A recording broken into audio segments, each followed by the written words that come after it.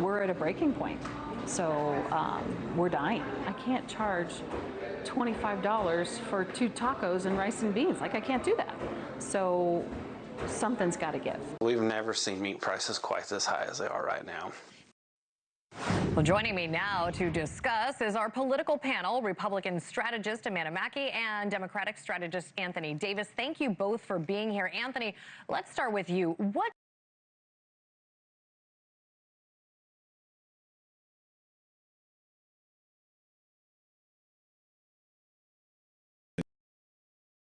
everyday expenses like groceries and gas more affordable.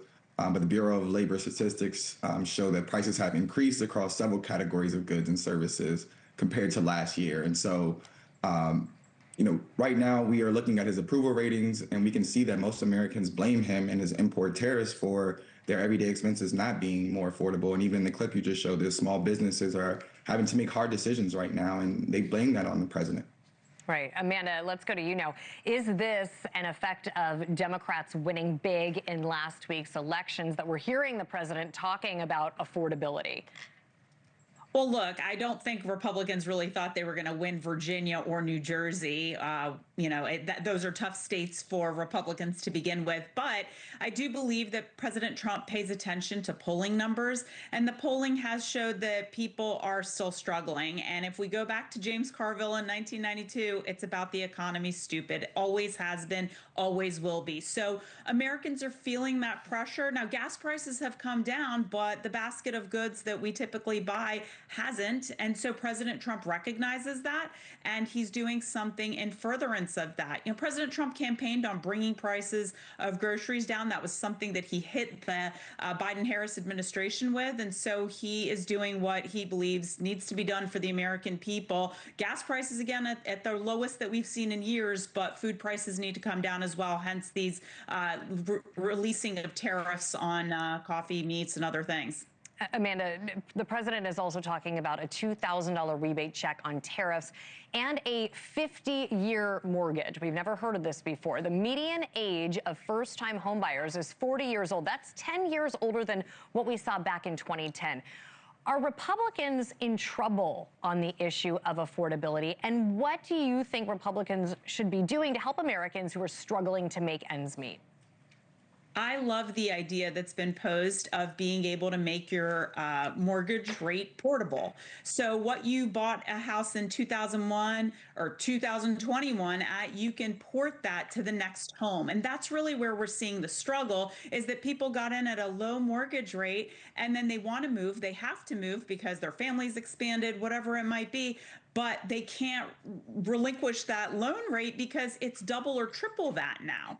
So I think that's a great thing for the American people to be able to buy homes affordably. And that's what the president is doing, because obviously the president's been sideways with Powell and others in the Federal Reserve for not bringing interest rates down. Of course, we've seen some lowering, but not enough for the president. So he's doing what's in his power to make it more affordable for American families. So I don't know about the 50-year mortgage rate, but I do know that the portability of that will make a difference, especially for veterans who get very low rates, and then they can transfer that over.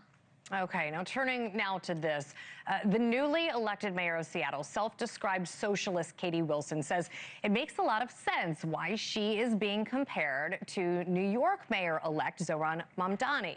Listen to why she's not shying away from this socialist label. People care a lot less about labels than they do about results. We are in a moment where we have an affordability crisis, just like many cities around the country. People are struggling with the cost of housing, with the cost of childcare, with the cost of food. It's remarkable and also makes a lot of sense, right? I think that there are some similar conditions playing out here in Seattle to New York. Obviously the affordability crisis being a big one. Anthony, is this the direction that the Democratic Party is going? Yes, the party is more focused on a unified message, and one that is around affordability and one that is around healthcare.